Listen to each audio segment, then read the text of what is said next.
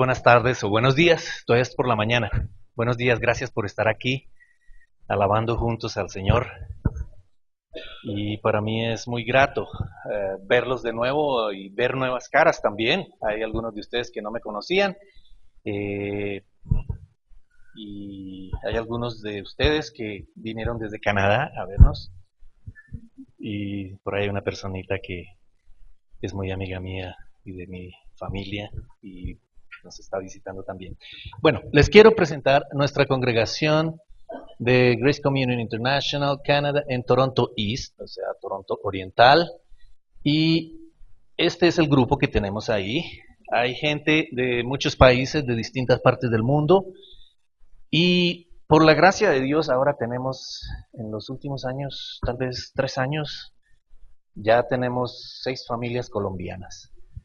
Y también tenemos varias familias filipinas, tenemos hermanos de Europa, bueno, ustedes saben, es una ciudad cosmopolita, entonces hay gente de muchas partes del mundo. De China tenemos una pareja, no los veo por aquí, pero por ahí deben estar. Es interesante ver cómo Dios llama gente de distintas tradiciones, gente que era comunista, gente que era musulmana, gente que era atea, gente que era cristiana pero sin Cristo, porque esos también hay. Y Dios los llama y en esa congregación, ustedes saben, comunión de gracia es eso, es comunión, es estar juntos. Y estar juntos unidos en el Espíritu Santo, en nuestro Dios, el Señor Jesucristo y el Padre, y practicando la gracia unos con otros, practicando, extendiendo esa gracia que nosotros hemos recibido de parte de Dios. Entonces, todas estas personas nos reunimos, esta iglesia se reúne los sábados, porque este edificio no es nuestro, este edificio es arrendado. Entonces, el domingo eso está lleno con otras iglesias. Entonces, nosotros tomamos el sábado, lo hemos hecho tradicionalmente en otros años, y nadie más quiere el edificio el sábado, nosotros lo usamos todo el sábado y nos va muy bien. Ahí tenemos también nuestro grupo de alabanza. Esta niña, ustedes la podrán ver por aquí sentada también hoy, es mi hija Cecilia, nuestra hija Cecilia, y estos chicos filipinos también son excelentes músicos. En todas partes Dios llama a nuestra gente a alabarle de distintas maneras. También los ancianos participan en música. Esta señora es de Trinidad y Tobago, está en sus 70 y tantos, y ella toca el cuatro venezolano, y canta en inglés y siempre introduce algo en español. Ella en su español raro ahí, ella trata de cantar alguna canción de alabanza en español y le sale muy bien. ¿Y eso por qué? Porque ella sabe que hay miembros en esa congregación que no hablan inglés y que están aprendiendo el inglés, solo hablan español. Entonces, ella incluye algo ahí. De vez en cuando los ancianos participan, los jóvenes. Tenemos músicas especiales para alabar a Dios. Este es nuestro grupo de gente joven, de los niños. Siempre, todos los servicios hacemos una oración, los bendecimos, los mandamos a sus clases de niños. Y pues al principio nuestra oración era: Señor, mándanos niños, porque ustedes ven cantidad de gente anciana, adultos, ya mayores, pero muy pocos niños. Y orando, ahí van llegando, los nietos de los viejitos van llegando. A veces los padres no van, pero mandan a sus niños. Entonces, bueno, es la bendición de Dios, es su misericordia. Tenemos nuestra traductora. Laura no esperaba que yo pusiera esta foto, pero tenemos nuestra traductora para nuestros hermanos que no hablan inglés, y Laura traduce todos los servicios que son en inglés, obviamente. Y como ella decía, después de eso tenemos un ligero refrigerio. Después de, si no vienen al servicio, por lo menos vengan a la comida. Y es cierto, hay personas que no entienden qué es lo que estamos haciendo en los servicios, pero al momento de compartir una comida, se dan cuenta de que hay amor entre los hermanos, de que eso es de buena voluntad, nadie tiene que pagar por comer ahí. Y compartimos y tenemos un tiempo maravilloso. es el momento de hacer amistades, es el momento de compartir nuestras luchas, de compartir nuestros sufrimientos, de decirle al hermano en qué te puedo ayudar. Y eso ayuda a la comunión. A veces pensamos que la iglesia es solo venga a rezar, ¿sí? No, venga a comer también. No estoy insinuando nada con ustedes aquí, pero es posible, ¿sí? Y nadie se va con hambre. Esto es una ocasión especial. A veces es un poco menos de comida, pero siempre hay comida. Siempre hay comida y eso le da un sentido familiar a las reuniones. Y eso hace que para poner esta mesa se necesita gente, ustedes saben. El Ministerio de la Hospitalidad, y como explicó mi esposa, pues se va turnando las personas y vamos compartiendo y vamos conociéndonos y vamos creciendo en esas oportunidades para extender la gracia del Señor Jesucristo a cada uno de nosotros. Tenemos otra congregación al otro lado de la ciudad. Este es nuestro amigo chino. Este señor es canadiense, este es filipino, este es canadiense, estas dos son colombianas. Aquí el pelo de esta señora es, ella es de Europa, es de, ¿cómo se llama ese país? Bueno, no importa. Tenemos otra, Macedonia, tenemos otra congregación al otro lado de la ciudad, al occidente. Esta se llama Cornerstone Christian Fellowship. Ustedes ven en nuestro nombre, el nombre de nuestra iglesia, a veces es comunión, esto es congregación o compañerismo. Esas palabras están ligadas al sentido de quien Dios es. Dios es Padre, Hijo, Espíritu Santo.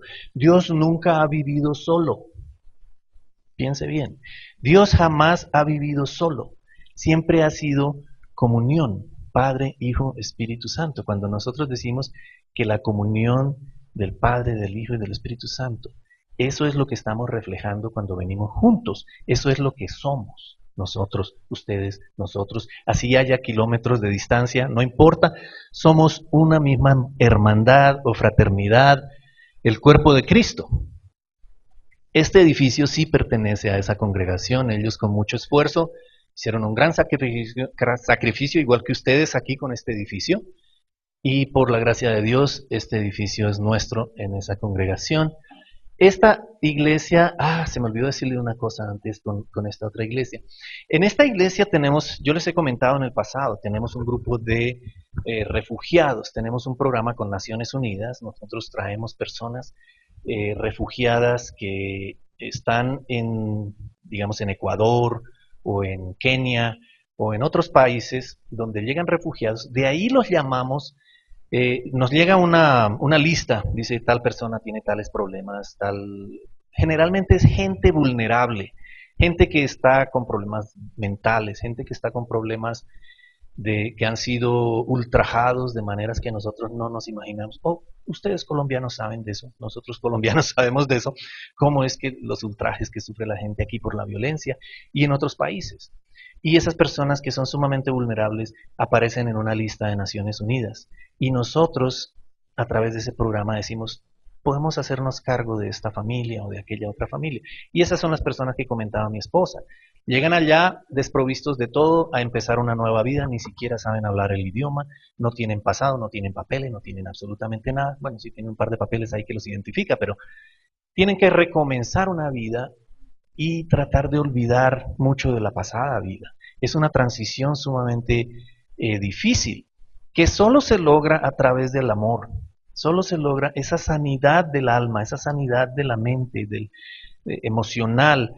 Todo eso se logra a través del amor y la congregación se reúne alrededor de esas personas y les da amor y les da servicio y les da ayuda y les da comprensión, a pesar de la barrera del idioma. Entonces ahí es donde juega un papel muy importante la familia que tenemos, porque antes éramos los únicos de habla hispana ahí, pero por la gracia de Dios, para eso sería que nos puso allí. Y el enfoque de esa congregación es ese ministerio. El enfoque de esta otra congregación al otro lado es el vecindario. Estos son nuestros hermanos allá. Usted ve, no hay muchos niños por ahí, que digamos. Ya los tengo orando por niños. Ya estamos ya pidiendo que vengan niños. Y este es un ambiente muy agradable, ahí tenemos nuestros servicios los domingos. Y pues, de nuevo, son hermanos que están muy dedicados a Dios. Sí, hay niños, pero los filipinos son gente de familia así como nosotros. Donde van tienen familias y tienen más de 2 hijos y generalmente eh, se reúnen de manera familiar y estos son los chiquitos que tenemos en esa congregación. Ellos contribuyen con distintas actividades, participan igual que aquí. Nuestras iglesias son muy parecidas alrededor del mundo. El ministerio especial de esta iglesia es con el vecindario. No tengo fotos de esas actividades. Bueno, aquí ustedes ven algunos de nuestros eh, queridos ancianos en la iglesia. También ven que no hay muchos jóvenes para cantar. El ministerio de la música es de gente mayor, de gente adulta. Y bueno, la comida es un poquito más humilde en esa congregación, pero también hay comida después de los servicios y tenemos un rato de compañerismo. Y hay gente del vecindario que viene a esa congregación y esta iglesia está ubicada en un vecindario donde hay problemas sociales, donde hay gente drogadicta, donde hay gente quebrantada por distintos problemas de la vida del mundo que hemos creado. Y esas personas son bienvenidas a entrar y sentarse con nosotros a los servicios, les animamos, les ayudamos hasta donde mejor podemos, tratamos de establecer amistad hasta donde ellos nos dejan, porque son personas sumamente lastimadas por la sociedad. Entonces ellos conservan como un campo de fuerza para mantener a las demás personas lejos porque les da miedo que uno les haga daño. Y pues ganarnos la confianza de ellos toma tiempo.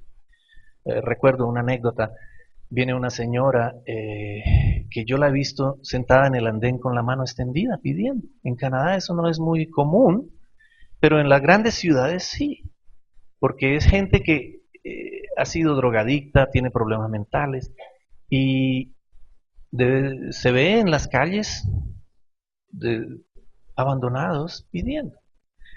Pues nosotros los domingos que estamos ahí recibimos a esa señora, ella viene, desayuna con nosotros, se sienta en las sillas con nosotros. Y esta señora un día así toda se notaba que estaba alterada, tal vez había usado droga o ella tiene problemas mentales. Ella me dijo, en su voz quebrantada, me dice, pastor, ama a Dios a las personas con problemas mentales. Ama a Jesús a las personas con problemas mentales. Yo le digo, Jesús está loco por usted. Está loquito por usted. La ama profundamente y no le pone reparos a su condición. Él sabe el valor que usted tiene y él sabe que usted es una hija de Dios. Él la hizo a usted hija de Dios. Esa mujer lloraba, se le escurrían sus lagrimitas. Y así poco a poco uno los va reafirmando y los va invitando a que vengan y participen de la familia de Cristo. Uno no puede resolverles todos sus problemas al tiempo, pero uno puede decirles quién es Dios y quién es Jesucristo y quién los ama profundamente por encima de sus pecados, por encima de sus dificultades, por encima de cualquier problema que ellos puedan tener. Bueno, me disculpan.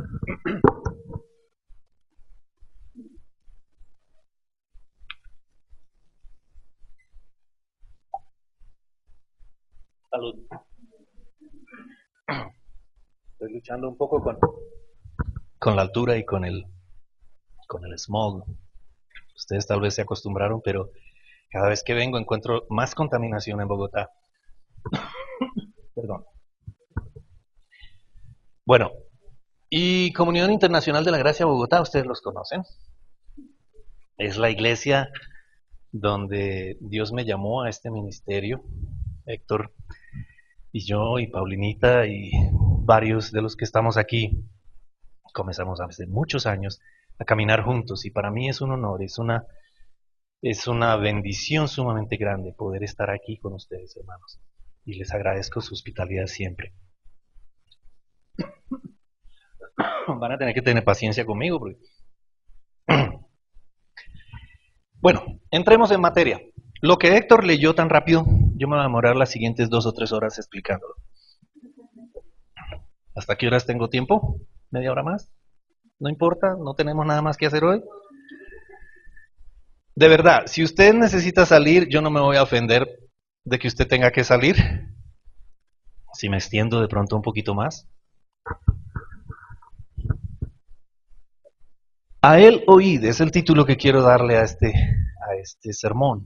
La mayoría de los cristianos hemos oído y leído acerca de la transfiguración, así como Héctor acaba de leer la escritura. Y en griego esa palabra transfiguración significa metamorfosis. Cuando yo digo metamorfosis, usted se acuerda de su clase de ciencias naturales, ¿cierto? La metamorfosis de la rana. ¿Y qué quiere decir eso? Que cambia de forma, pero sigue siendo una rana. ¿Sí? Sigue teniendo su esencia. Es cambio de forma, pero es lo mismo. Y esa transfiguración es una metamorfosis, es decir, un cambio de forma en que Jesús se presenta de una manera diferente, pero sigue siendo Jesús. Jesús se presenta en la carne, sigue siendo Dios. ¿Sí? Ese hombre, Jesucristo, nacido de María la Virgen, sigue siendo Dios, junto con el Padre, junto con el Espíritu Santo. Mateo, Marcos, Lucas, ellos hablan de la transfiguración. Ellos la presentan desde sus diferentes puntos de vista y vamos a leer un par de episodios. No voy a leer todo lo que Héctor leyó, pero sí voy al Evangelio de Lucas. Aquí tenemos, ustedes recuerdan que Mateo, leíste fue Mateo, ¿cierto? Mateo dice después de 6 días. Lucas dice no, fue después de 8. Hay gente que lee que cuando dice nos vemos en 8 días, ¿qué quiere decir? Está incluyendo el primer día y está contando también el último día. Hay gente que no, hay culturas en las que no. Entonces por eso es esa discrepancia, que dice, el uno dice son 8 días, el otro dice son 6 días. ¿Cuál es la importancia de esto? Ninguna. ¿Sí? No se haga problemas por ello. No hay contradicción en las escrituras. Entonces, después de 8 días, aconteció que como 8 días después de estas palabras, un momentico, ¿de cuáles palabras? Conocemos las escrituras. A veces leemos así, como un tiro. Y no nos detenemos a pensar, a ver, ¿de cuáles palabras? ¿Qué fue lo que Jesús dijo? Y después de 8 días, ¿qué es lo que está pasando? Si usted lee el versículo 27, no lo voy a poner ahí, Jesús había dicho, pero os digo en verdad que hay algunos de los que están aquí que no gustarán la muerte hasta que vean el reino de Dios. Eso abre una caja así de revelación y de preguntas. ¿Por qué? Porque de los que estaban ahí ya todos murieron. Excepto Jesucristo. Él murió, sí, también, pero está vivo. Él no quedó muerto. Y dice Jesucristo que ellos no iban a gustar la muerte antes de que vieran el reino de Dios. O sea, ese reino iba a ser manifiesto en ese momento a ellos. No es que el reino de Dios es algo por allá en el futuro y estamos esperando a que venga tu reino. No, Jesús dijo que su reino estaba entre ellos. El reino de Dios es eterno, tiene una parte pasada, una parte presente y sí, una parte futura, la plenitud del reino de Dios. Pero Jesucristo dijo, van a ver el reino. ¿Cómo es que se ve ese reino? Vamos a ver, esto es interesante. Entonces, Jesús tomó a los 3 amigos, Pedro, Juan y Jacobo. Ustedes conocen a Pedro, Juan y Jacobo, ¿cierto? Pedro es el que saca la espada y está dispuesto a bajarle la cabeza al que viene a matar a su Señor. Juan y Jacobo son los que dicen, Señor, estos samaritanos son unos no sé qué, y quieres que mandemos que caiga fuego del cielo y los destruya. Y ustedes no saben de qué están hablando. Ese es el tipo de personas que rodeaban a Jesucristo. Hay esperanza para nosotros. ¿Tiene usted mal genio? ¿Tiene usted problemas con su prójimo? ¿Juzga a la gente? Hay esperanza, tranquilos. Entonces, Pedro, Juan y Jacobo, y subió al monte a orar. Otra vez, pare ahí y medite. La escritura no se puede leer así, rapidito. Usted tiene que parar, meditar, preguntarse qué es lo que está pasando aquí. ¿Por qué es que Jesucristo está orando? Mucha gente dice, para dejarnos ejemplo. Bueno, sí, pero eso no es todo. Jesucristo no vino a decir, mire muchachos, yo cómo lo hago. A ver, hágale usted a ver cómo es que lo hace. No, ese no es Cristo. Jesucristo viene a nosotros y en nosotros. Y Él hace con y por nosotros. No estamos solos, no estamos separados de Él. El gran problema que tenemos los cristianos es que pensamos que Cristo, Dios, el Espíritu Santo, el Padre, están lejos. Ah, que porque pequé, que porque hice que porque hice... No, ahora vamos a ver un poco más de eso. No podemos separarnos del amor de Dios. Dios es amor, no podemos separarnos de Dios. No hay nada que nos separe de Él. Y necesitamos entender nuestra vida en ese contexto. De lo contrario vamos a ser débiles y vulnerables al pecado. Entonces, ¿qué pasa? Jesús está orando. ¿Por qué va a orar si Él es Dios? Al fin de cuentas, Jesús es el segundo miembro de la Trinidad. ¿Por qué ora? Resulta que la oración no es simplemente la lista del mercado que le llevamos a Dios, ¿no? Dame, dame, dame, dame, dame. Sí, eso está bien en cuanto a la oración. Pero la oración es la forma de comunicación que sucede entre el Padre, el Hijo y el Espíritu Santo. La oración es esa conversación constante que hay en los cielos y aquí y en todas partes donde Dios está presente. Padre, Hijo y Espíritu Santo están siempre conversando. Y ellos pueden estar conversando diciendo, bueno, vea, Héctor, ¿usted se ha fijado, Héctor? Mire el problemón que se le armó. Y entonces el Espíritu Santo dice, ¿sabe qué? Voy a decirle a fulano y a mengano que conocen a Héctor, que ¿por qué no oran por Héctor? Entonces fulano y mengano sienten en su corazón y dicen, siento necesidad de orar por Héctor. Entonces ahí esas personas están participando en la conversación que Dios está teniendo entre Padre, Hijo y Espíritu Santo. Nuestras oraciones, no se crea muy original, ¿sí? Su oración no es la gran edición de su invención. La oración es el Espíritu Santo, como dice el apóstol Pablo, gimiendo muchas veces con gemidos indecibles dentro de nosotros y nosotros mismos muchas veces no entendemos qué es lo que estamos diciendo en lo que estamos orando. No estoy hablando de cosas raras, estoy hablando de que, bueno, ¿qué me dio a mí por orar por esto? ¿Qué me dio a mí por decir esto? El Espíritu nos está llamando a orar y a participar en esa conversación eterna.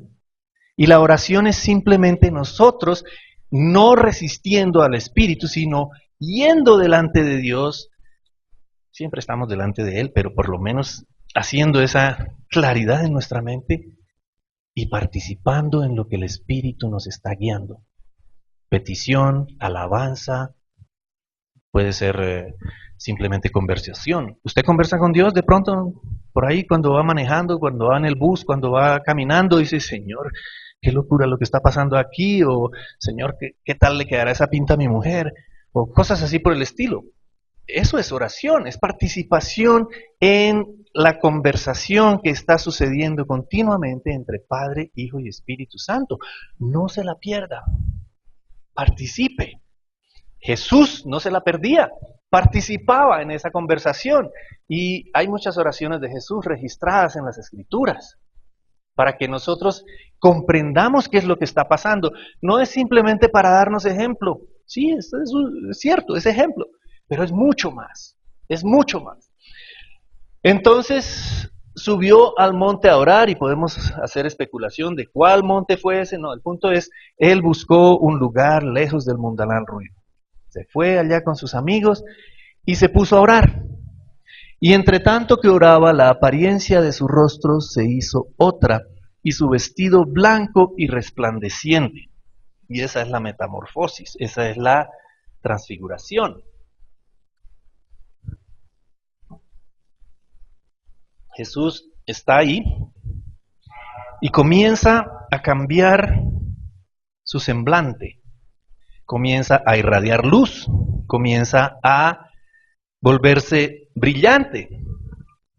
Y su apariencia se hizo otra y su vestido blanco y resplandeciente. Marcos dice que, parece una propaganda de jabones, dice que su ropa se hizo blanca como ningún lavador puede blanquear la ropa. En esos tiempos no se lavaba la ropa. En ese tiempo la gente trataba de no lavar la prenda porque se le dañaba. Entonces, si la lavaba le quedaba percudida, no había buen jabón. Entonces, dice Marcos, como ningún lavador puede tener la ropa blanca. Señora, ustedes saben qué es eso. Y resplandeciente, blanco y resplandeciente. Y esa es algo sumamente revelador. ¿Por qué? Porque está mostrándonos que Jesús no es simplemente el hombre, Jesús también es Dios. Ese resplandor es muestra de gloria y de divinidad. Es muestra de una dimensión que no vemos normalmente con estos ojos de carne. Es algo glorioso, es algo mucho más allá de lo que diariamente sentimos y manifestamos y vemos alrededor nuestro. Entonces, después de que eso sucede, he aquí dos varones que hablaban con él, los cuales eran Moisés y Elías. ¿Cómo sabemos que eran Moisés y Elías? No tengo idea. Lea las escrituras y crea. Tal vez estaban conversando el Señor Jesús y decía, hola Moisés, ¿cómo estás? Hola Elías, tiempo sin verte.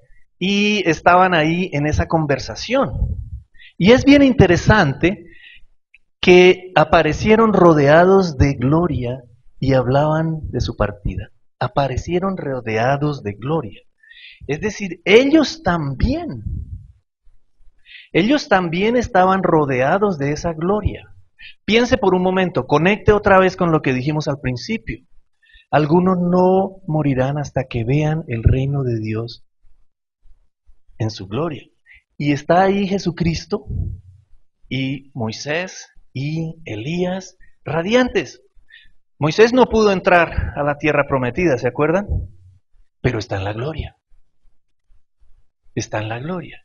Y Dios, Jesucristo, el Padre, el Espíritu Santo, es un Dios que no quiere toda la gloria para sí. Es un Dios que no le da miedo compartir su gloria. ¿A qué nos llamó?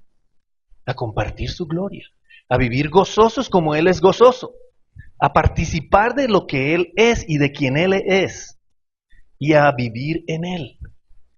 Y vemos a Moisés y a Elías que fueron mortales, participando en su gloria. Es otro tiempo, es otra dimensión, es algo totalmente distinto a lo que vemos en este mundo.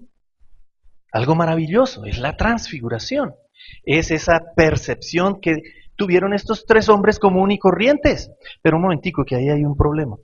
Bueno, después hablamos. Aparecieron rodeados de su gloria y hablaban de su partida. La palabra griega éxodo, partida.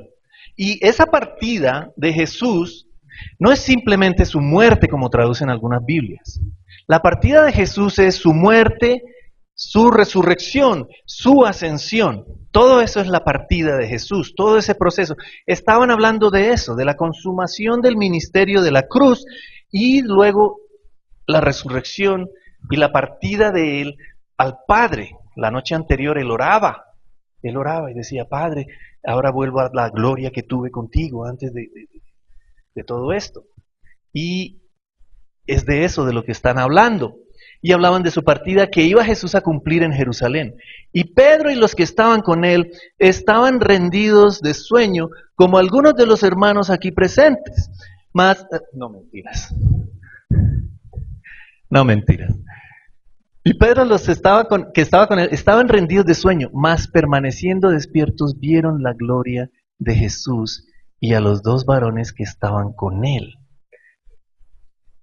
Estaban durmiéndose. Parece que Jesús iba a orar y se demoraba tanto que los otros plop, caían dormidos. No se sienta mal si usted se queda dormido en un sermón, pero les advierto, dentro de poco me puedo poner blanco, porque traigo un soroche que nadie me lo ha quitado. Y se puede perder uno algo maravilloso de pronto, quedarse dormido, puede perderse de un buen sermón, puede perderse de un buen mensaje. Ese no es el punto importante aquí. El punto importante es que ellos estaban quedándose dormidos y vieron la gloria de Jesús y a los dos varones que estaban con él. Se cumple la profecía del versículo 27. Hay mucho más en esto, hay mucho más. Y aquí sucedió que apartándose ellos de él, Pedro dijo a Jesús: Maestro, bueno es para nosotros que estemos aquí y hagamos 3 enramadas, una para ti, una para Moisés y otra para Elías, no sabiendo lo que decía. Y uno dice, ¿de dónde sale Pedro con esto? ¿Qué es lo que nos viene a decir Pedro? ¿Por qué se nos enreda con este tema? 3 enramadas, y ve ahí a Jesús, Elías, Moisés. Ellos son seres espirituales. ¿Qué tienen que hacer en una enramada? Pedro está pensando, mientras que los otros están somnolientos o boquiabiertos, Pedro está pensando y está hablando. Él está queriendo quedarse con Moisés, queriendo quedarse con Elías y con Jesús. ¿Qué hizo Moisés? Moisés sacó al pueblo de Egipto, los liberó de Egipto. ¿Qué hizo Elías? Elías acabó con el sacerdocio falso, pagano de Baal. Victoria espiritual para Israel. Y ahora tenemos Jesús, tenemos la terna perfecta. Que estén aquí los 3, somos invencibles. Los romanos no tienen nada que hacer. Si Egipto fue pan comido, Roma peor. Entonces, él está pensando todavía en términos de este mundo con respecto al reino de Dios, pero está teniendo frente a sus ojos la manifestación de la gloria del reino de Dios, que es Cristo Jesús. Cristo Jesús. Donde está Cristo, está el reino de Dios, hermanos. Si Cristo está en usted, ¿dónde está el reino? En usted. Está en nosotros. Él lo dijo. Cuando ellos preguntaron por los tiempos y cuándo va a venir el reino, Jesús le dijo, el reino está en ustedes, porque Él vive ahí. Bueno, voy a acelerarle porque esto está... Entonces, mientras decía esto, vino una nube que los cubrió. Y esa nube es la presencia del Eterno. La misma que llenó el templo cuando Salomón lo estaba consagrando. La nube que seguía al pueblo de Israel por donde iban, que por la noche era una columna de fuego. Es la presencia de Dios y los envolvió. Tuvieron temor al entrar en la nube, y esa nube es la presencia de Dios, y es normal que el ser humano, mortal pecador, sienta temor de venir en la presencia de Dios. Pero pensémoslo un momento, hermanos, y miremos no con los ojos de carne, sino con los ojos del Espíritu. Siempre estamos rodeados de esa nube, porque la presencia de Dios está en todas partes, y nosotros necesitamos entender que donde quiera que vamos, es territorio santo, no importa cuánto relajo haya, porque Dios está ahí rodeándonos, estamos en su presencia. A veces decimos, sí, voy a la iglesia, a la presencia de Dios. Dios ya está con usted hace rato. Él lo rodea a usted por donde quiera que va, con su nube, con su presencia. Y aquellos están envueltos en esa presencia y tienen miedo porque se sienten incompatibles con el amor de Dios. Pero ese amor de Dios es sumamente grande. Vino una voz desde la nube que decía, este es mi Hijo amado, a Él oíd. Por fin llegué al título de mi sermón. A Él oíd. ¿Por qué dice el Padre, es la voz del Padre la que está hablando? Este es mi Hijo amado, a Él oíd. Y puf, se desaparecen Elías y Moisés. ¿Qué quiere decir todo esto? Pedro quería retener a los 3. Dios no los deja ahí. Dios deja a Jesús. Y existe un problema hoy entre los cristianos. Y es que queremos oír a Jesús, pero también queremos escuchar a Moisés. Y también queremos escuchar a Elías. ¿A qué me refiero? Póngale cuidado. Cuando usted le pone cuidado solo a Moisés y deja a Jesús en segundo plano, ¿qué sucede? Usted se vuelve legalista. ¿Alguna vez le ha pasado eso? A mí me pasó. Por escuchar a Moisés, Poniendo en segundo plano a Jesús, uno se vuelve legalista, entonces se vuelve uno, juzga a los demás. La ley es más importante que la gente, la regla, la norma, la longitud de la falda y el color del pelo son más importantes que la gracia, la misericordia, la justicia, la fe, el amor de Dios. Por el otro lado, si escuchamos a Elías, es decir, la profecía, ¿quién no ha sido adicto a las profecías? ¿Sí? Y que el reino va a venir, y que el mundo del mañana, y que no sé qué va a pasar, y que el rapto secreto, y que esto y aquello. ¿Y dónde está Jesús en todo ese panorama? Y nos pintamos un Dios de acuerdo a la ira de los tiempos de Moisés. No. Oíd a Jesús, al Hijo amado del Padre. Cuando escuchamos al Hijo amado, Moisés toma su lugar, Elías toma su lugar, y a través de Jesús interpretamos a Moisés y a Elías, no al contrario. Y si no, vamos a terminar en una religión distinta a lo que es el cristianismo. El cristianismo no es una religión, es una relación con Dios. Entonces, si estamos escuchando al Hijo, vamos a liberarnos de la opresión, del legalismo, del miedo al futuro. Porque cuando uno empieza a escuchar todas estas profecías del fin del mundo, del terror que viene, de los desastres que vienen, miedo todo el tiempo. Pero en Cristo no tenemos miedo. Y póngale cuidado lo que sigue aquí después. Saltemos esto. Y cuando cesó la voz, Jesús fue hallado solo, y ellos callaron, y por aquellos días no dijeron nada a nadie de lo que habían visto. Jesús les había dicho, no le digan nada a nadie, porque no estaban listos. La gente no estaba lista para este tipo de revelación. La gente no iba a comprender lo que ellos iban a decir, ustedes están locos. Eso que ustedes vieron, que fumaron, que tomaron, eso no es normal. Mateo dice esto: al oír esto, los discípulos se postraron sobre sus rostros y tuvieron gran temor. Nuestras abuelas decían, el que no ha visto a Dios, cuando lo ve se asusta. ¿Cierto? Tuvieron gran temor. Y es normal para el ser humano sentir temor. ¿Por qué? Porque se nos ha dicho que Dios es condenador, que Dios viene a juzgar y a destruir. Y pensamos que juzgar es condenar. Pero en Cristo sabemos que somos perdonados. En Cristo sabemos que la gracia es para todos, que el amor es para todos. Y que el Evangelio es, hey, despiértate. La misericordia de Dios se extiende a ti, recíbela, responde al Evangelio, síguelo, a Él oíd. Entonces, Jesús se acercó y los tocó. Y para mí esto es sumamente importante, hermanos. Leemos esas palabras rapidito. Jesús glorificado, Hijo de Dios, confirmado por el Padre, cubierto por la gloria del Espíritu, y viene y toca a estos tres amigos que ustedes saben la clase de muchachos que eran. Y los toca. Ha existido siempre la mente en el ser humano de que Dios está lejos, de que Dios está separado de nosotros. Y es una mentira. Nosotros nos separamos mentalmente de Dios. Nosotros ignoramos al Espíritu, le damos la espalda, y somos nosotros los que en nuestra mente hacemos la separación. Pero Dios está siempre ahí. Dios está, o si no, no sería omnipresente. Y su amor está siempre ahí. Y si nosotros nos negamos a ese amor y lo resistimos, creemos que hay una separación. Pero Jesús viene y toca a estos hombres, que están tirados ahí en el suelo, postrados, sintiéndose indignos.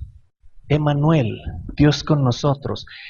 El mismo cielo desciende a nosotros. Jesucristo, el creador, el sustentador de la vida, desciende y nos toca. Y lo toca a usted, y toca a cada uno de los que despiertan del sueño, del letargo de este mundo. Eso hace Cristo. Y nos trae y nos da la dignidad que Él quiso desde el principio para cada uno de nosotros. Él tocó los leprosos, Él tocó los muertos, Él tocó todos los que los seguidores de Moisés decían, usted no puede tocar. Él vino y nos tocó. Y les dijo, levantaos y no temáis. ¿Sí? En el Evangelio no hay miedo. Si oímos a Dios, no hay miedo. Si oímos a Jesús, no hay miedo. ¿Cómo sabe usted si está escuchando a Jesús? Yo les digo, ustedes lo están escuchando, se lo garantizo. Cada vez que usted ama a una persona incondicionalmente, está oyendo a Jesucristo. Él dijo, amaos los unos a los otros. Cada vez que usted perdona sin condiciones, y hemos hablado del perdón en años pasados, cada vez que usted perdona a una persona incondicionalmente, así como usted fue perdonado, estamos oyendo a Cristo. Cada vez que usted hace un favor sin mirar a quién, está escuchando a Cristo. Cada vez que usted deja de lado su doctrina rara por allá favorita y escucha a Cristo y sigue la doctrina de la verdad en Cristo, obviamente lo está escuchando a Él. No es simplemente cada vez que leemos las Escrituras o que venimos a los servicios, es cada vez que respondemos, porque oír a Cristo no es simplemente prestar la oreja, eso lo podemos hacer muy fácilmente. Oír a Cristo es hacer su voluntad. Oír a Cristo es responder al llamado que Él nos hace a vivir en ese amor que Él puso en el corazón de cada uno de nosotros. Ese amor que Él nos ha dado abundantemente. A veces decimos, ay, yo quisiera dar, pero no tengo. No estoy hablando de plata. O a veces sí. Uno dice, no tengo. Pero tenemos el amor de Dios. Si usted tiene el Espíritu Santo de Dios en usted, usted tiene el poder creador del universo dentro de usted. Y cada vez que respondemos a ese Espíritu, estamos oyendo a Cristo, porque el Espíritu y Jesucristo y el Padre siempre están de acuerdo. Nunca han tenido una opinión diferente el uno del otro. Creo que voy a parar ahí porque si no, no va a haber almuerzo. Y tenía otro par de escrituras, se la voy a leer rápidamente para que ustedes las mediten durante esta semana.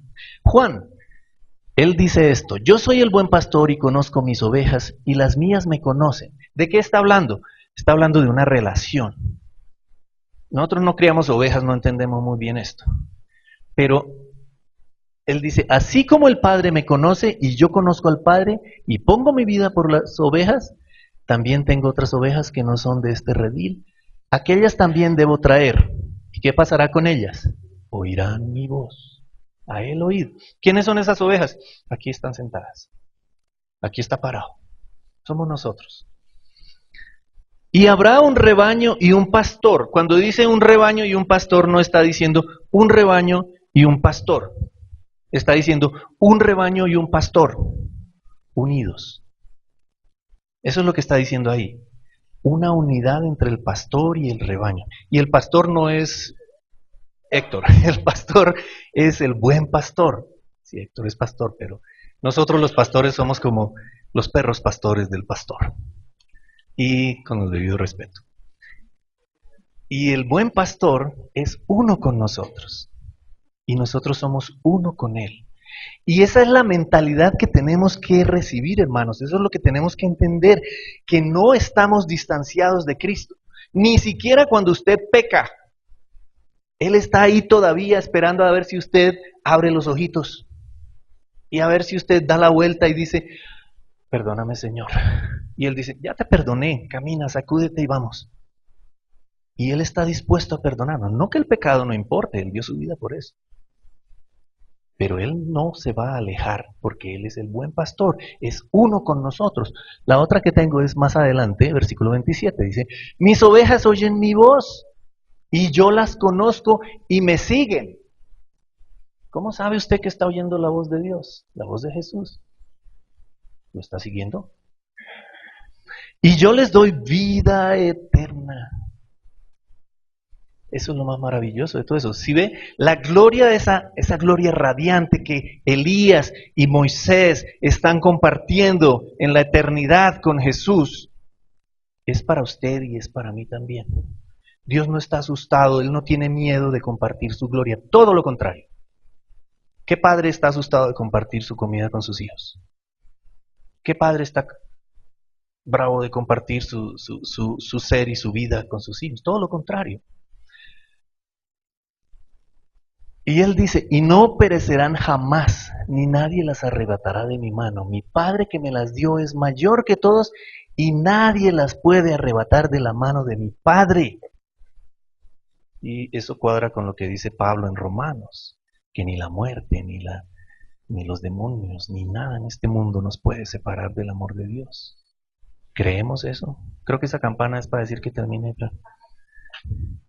Así que hermanos, es de importancia vital que entendamos esto y que lo creamos. Es entender a Jesús, es creerle a Jesús, es escuchar a Jesús y que lo vivamos. Y les recuerdo, cada vez que usted responde a la voz de Jesucristo, hace lo que Él dice, está oyéndolo activamente. No nos cansemos de eso, no nos cansemos de compartir estas buenas nuevas, de que el Evangelio no es algo que va a pasar en algún momento, no, es lo que Cristo ya hizo y es nuestro, y Él nos lo dio, somos sus ovejas, nadie nos va a arrebatar de sus manos, nadie. Espero que lo creamos, espero que lo escuchemos a Él. Y, hermanos, alguna otra ocasión Dios nos proveerá para encontrarnos de nuevo. A mí me anima muchísimo, hermanos, ver que ustedes tienen fe, que ustedes creen en Jesucristo, que ustedes tienen amor los unos por los otros, que ustedes se perdonan y que van creciendo en la gracia y el conocimiento de nuestro Señor Jesucristo. Animémonos, oremos los unos por los otros, caminemos juntos a pesar de la distancia siempre y hasta que Dios nos provea una nueva oportunidad, a Él sea toda la alabanza, el honor, la honra, la gloria. Amén.